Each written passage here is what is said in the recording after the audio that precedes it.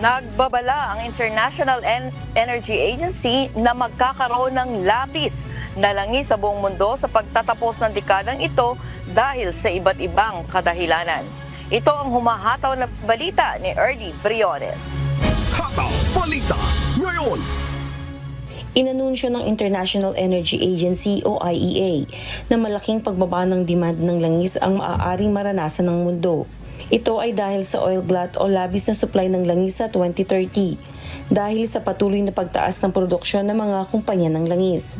Sa kabila ng inaasahang pagtaas ng oil consumption ng buong mundo na aabot sa 105.4 million barrels kada araw sa pagtatapos ng 2030 mula sa 102 million barrels kada araw noong nakaraang taon. Inaasahang mas mabilis pa rin ang pagtaas ng produksyon ng langis na aabot sa 113.8 million barrels kada araw sa taong 2030.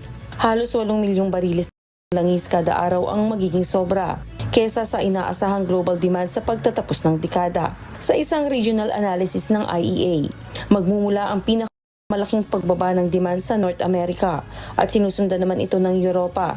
Ayon kay Fatih Barol, Executive Director ng IEA, ilan sa mga dahilan nito ay ang pagtaas ng benta ng mga electric vehicles, planong pagpapalit sa langis ng renewables o natural gas sa pagbuo ng kuryente ng bansang Saudi Arabia, Iraq, Kuwait at iba pa.